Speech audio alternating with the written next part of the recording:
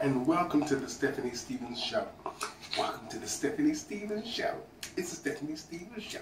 The Stephanie Stevens Show. It's the Stephanie Stevens Show, y'all. Tonight, ladies and gentlemen, on the Stephanie Stevens Show, I will be talking politics. In the last 2 weeks, I've been getting lots of emails from a lot of you guys out there that want to talk about certain things. You brought up certain subjects that you want to talk about.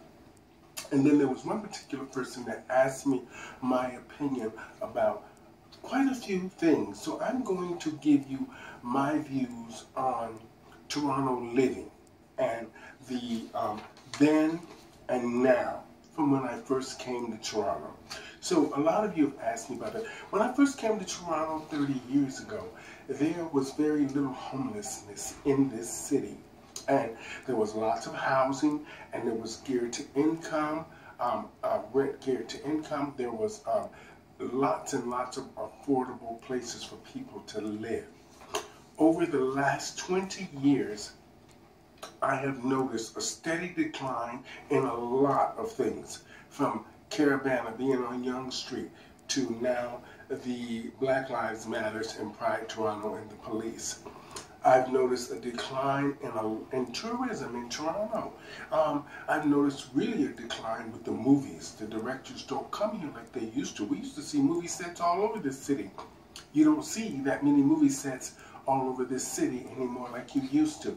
I've seen a steady decline in a lot of things. I really don't know why.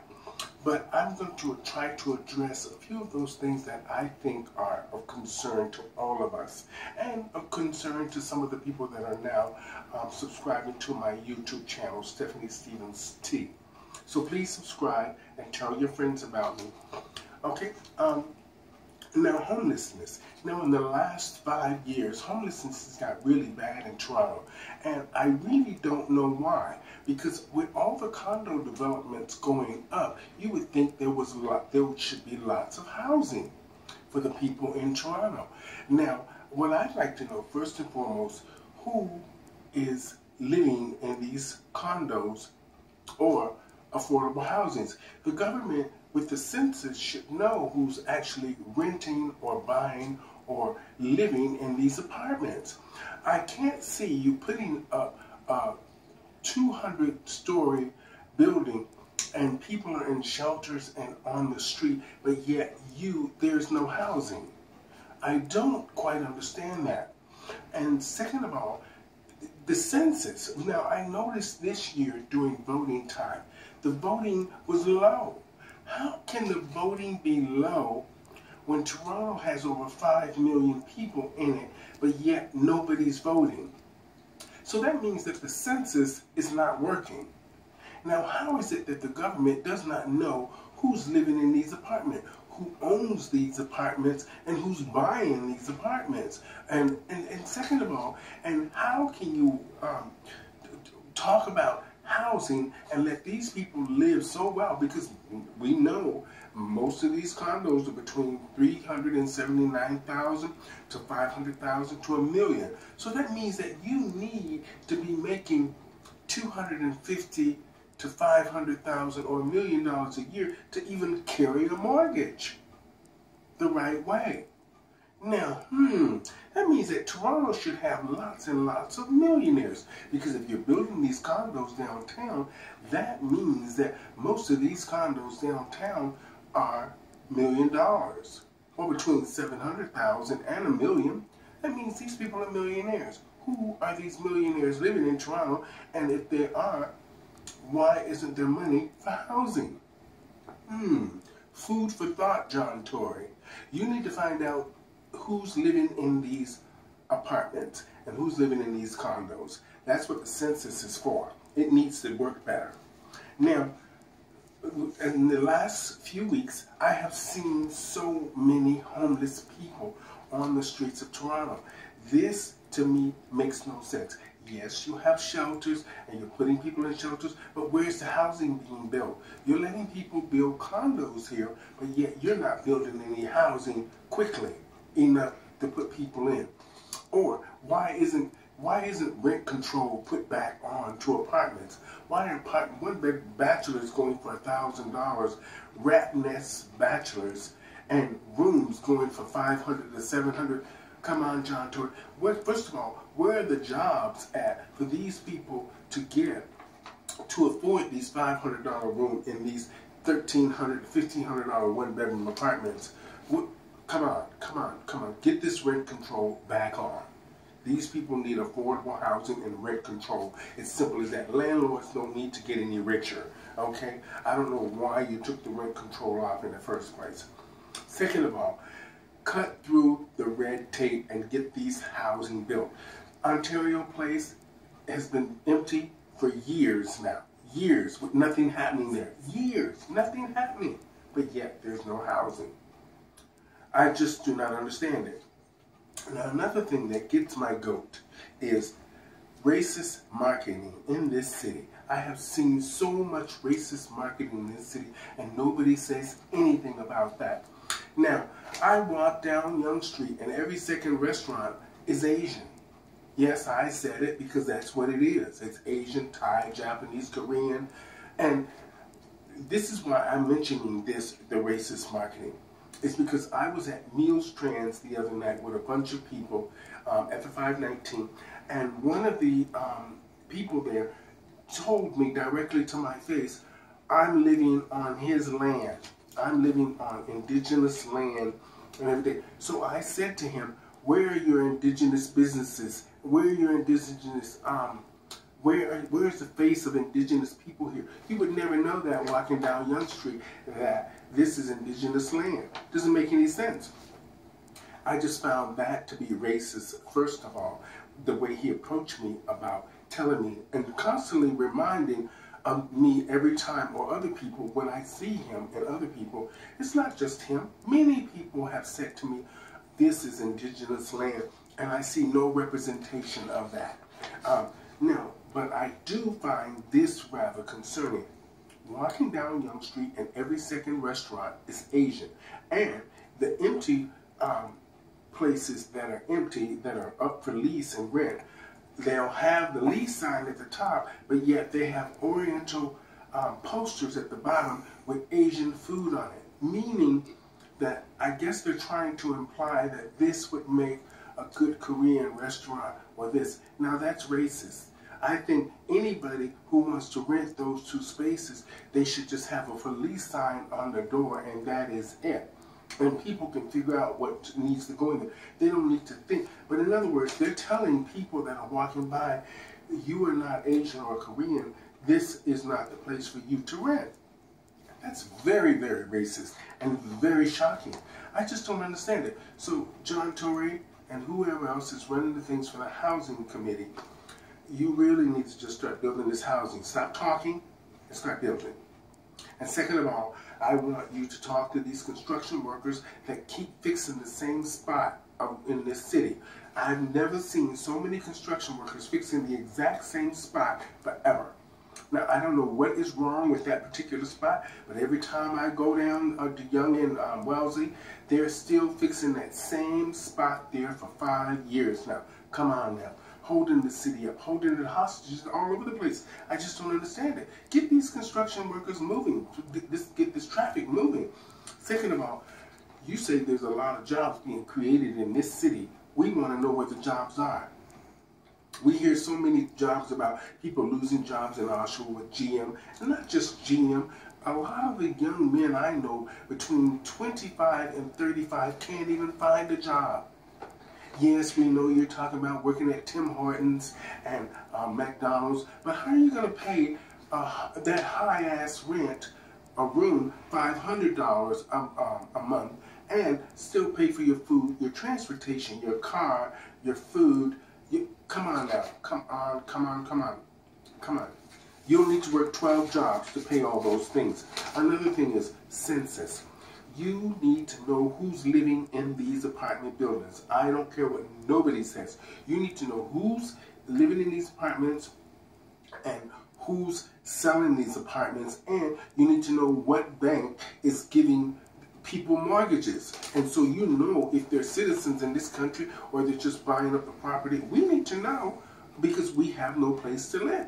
I mean, as Canadian citizens, why is it that we have to take a back seat to others? Doesn't make any sense. You're putting up this big building here, all over the place, all these condos, and there's no place for us to live here, homeless people. Okay? It doesn't make any sense.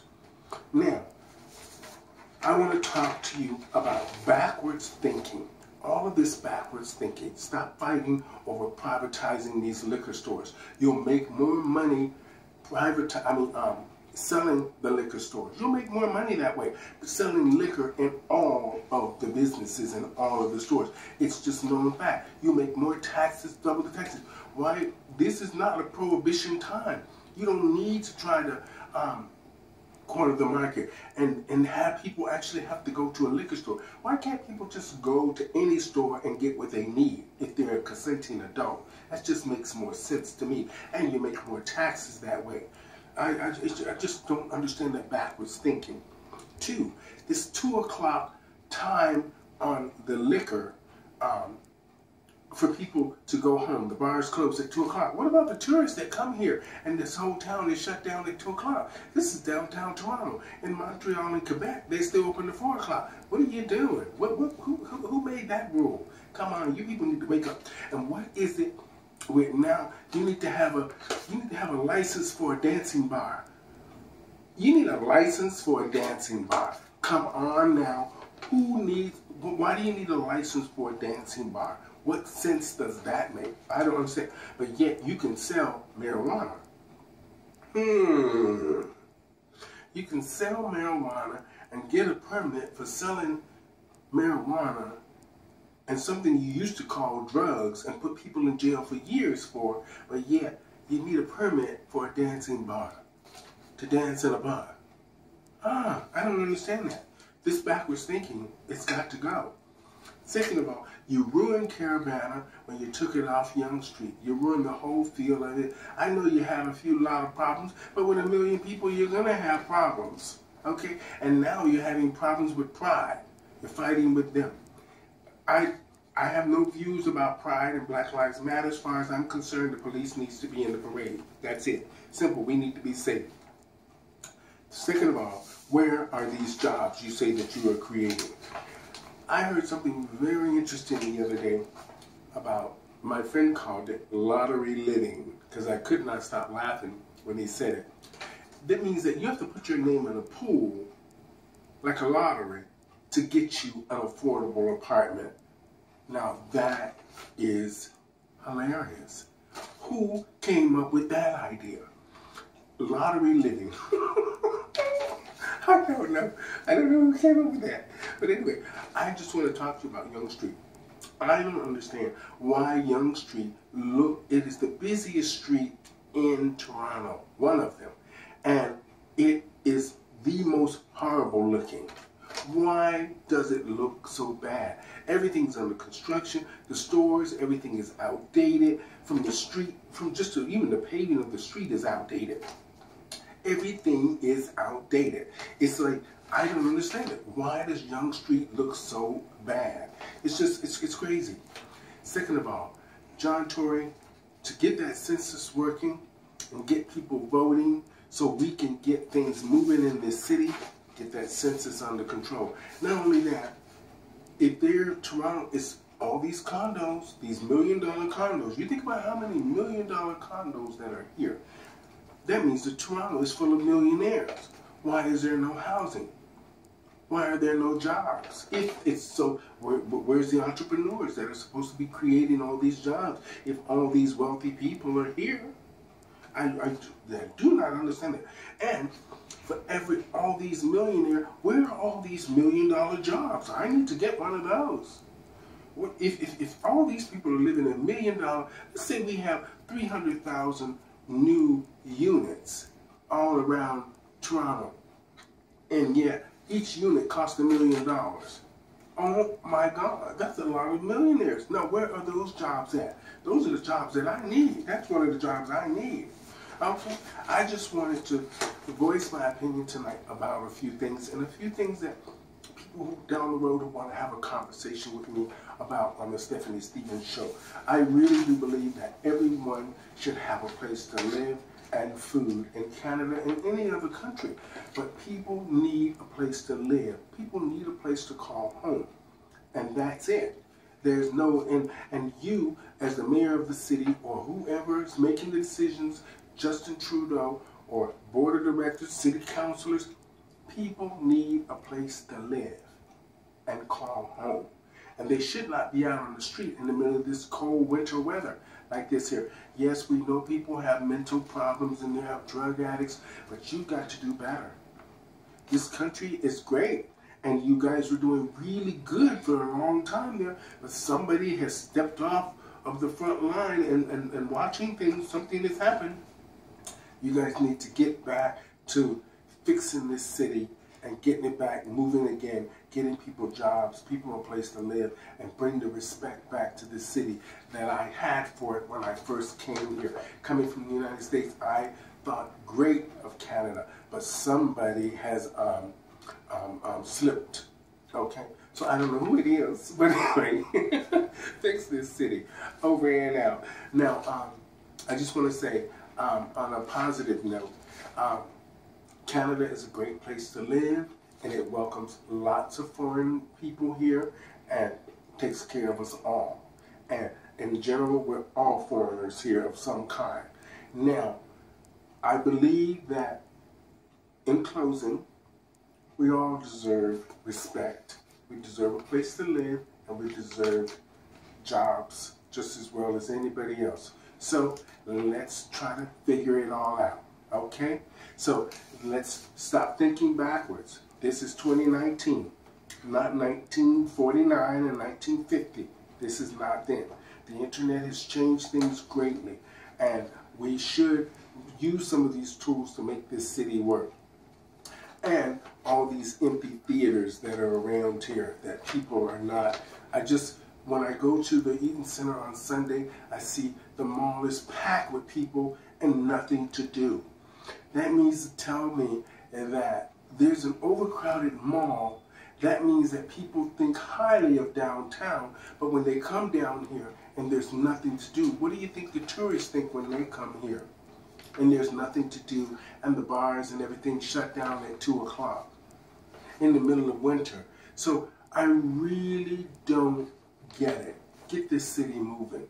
Get these people jobs and a place to live. Get all of us going again. Make us happy again like it used to be. Things were good. 10, 15 years ago, things were good. Even coming from the LGBT community, it's just almost non-existent now. All the bars are closing because people can't afford the rents.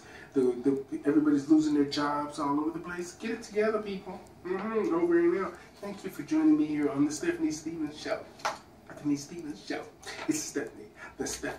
The Stephanie Stevens Show, y'all.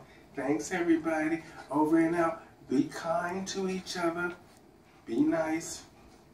Over and out. Thanks, everybody. Bye.